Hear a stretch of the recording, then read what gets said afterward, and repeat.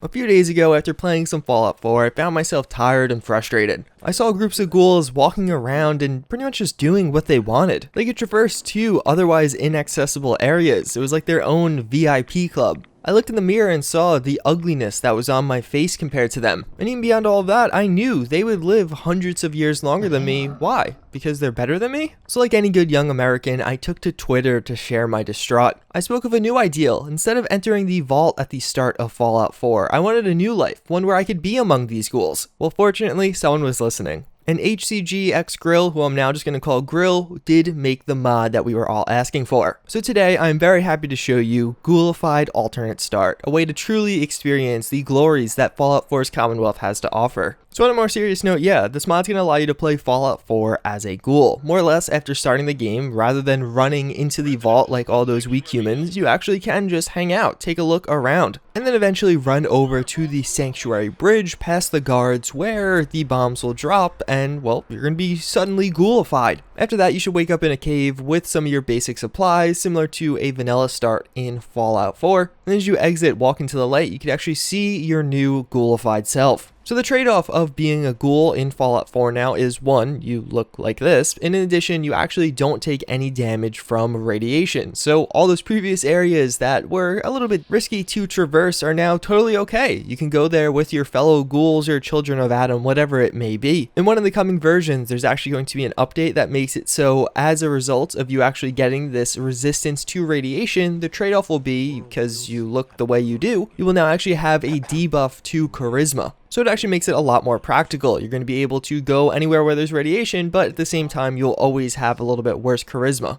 At the end of the day, it's actually a really simple mod, but I thought it was one awesome that my tweet of this cool concept and idea actually eventually got turned into a fully fledged mod that you can play and download right now. It's out on both PC and Xbox One if you guys are interested. But in addition, this is fairly practical as a mod, especially once that charisma debuff does get added. Even if you don't want to go the alternate start route, also included with this mod is a way to just convert one of your existing characters into a ghoul. So after playing the game with this mod installed and loading up a save, you're going to get a prompt that says, hey, do you want to convert yourself to a ghoul right now? If you do, of course, you will have that trade-off of your character looking quite a bit different, but at the same time, getting immunity to radiation. I think there's a couple of cool ways to actually play this. One, you could just play the game normally. Now you just have some cool ability of not having radiation damage, but even for the role players out there, there's a lot of cool options here. My next tweet will actually be how to play Fallout 4 as a blood bug, so I'm excited to see what that will bring to the table. But either way, there's going to be download links for this mod on PC and Xbox One down below, and especially for the Nexus link where you could actually endorse this and get it a little bit more attention. I would love if some of you guys would go down and endorse it. I endorsed it, and this is probably the closest you'll ever get to me creating a mod. The only role I played with this was the tweet and the original idea, but hey, who knows, maybe this is my start as being a great ideas guy.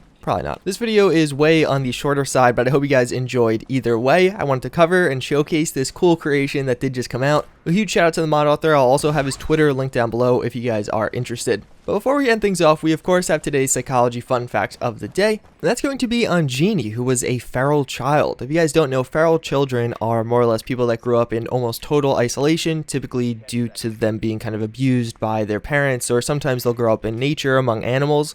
These types of things are particularly interesting to look at in developmental psychology because as you're growing up, you have this critical period where a lot of basic things are learned and your body and brain is more susceptible to learning those things. Such as if you don't learn language after a certain age, it will always be difficult for you to actually learn language, and a lot of people will just never be as good at language. So the effects of actually being in isolation during the critical period could be massive on a social scale and even on a learning scale. Well, Jeannie was a child that was such a case. She had parents, but they kept her in a room. I'm not going to go into the details of this. I will have an article down below if you actually want to read exactly what they did to her. But one of the ways one of these parents communicated with her was with growling. Like they were a normal person who could speak, but they would growl at their daughter. For this reason, she never really developed language, and after everything became uncovered and she was taken into custody, she eventually ended up working with a bunch of psychologists, one for her own good and also to research what happens as a result of this isolation during those years. And what they found was, while trying to teach Jeannie language after puberty, puberty, which is far past the critical period. She actually couldn't really get down the fundamentals of it. She could learn to speak, but she never got down grammar. And although she could use individual words, actually combining them and putting them together was always a massive struggle. And honestly, again, I'm going to have a link to this down below. She currently now lives a happy life. Obviously, she's not a fully functioning adult, but everything around the story, ranging from what actually happened to her as a child, the research that went into her, and kind of what happened after the fact, I personally found very fascinating. And of course, it highlights a pretty big component of why we can all talk, and that is our critical period. Either way, I'm just going to wrap it up for this video. As always, again, I thank you all for watching. I hope you enjoyed, and I hope to see you all next time. Later.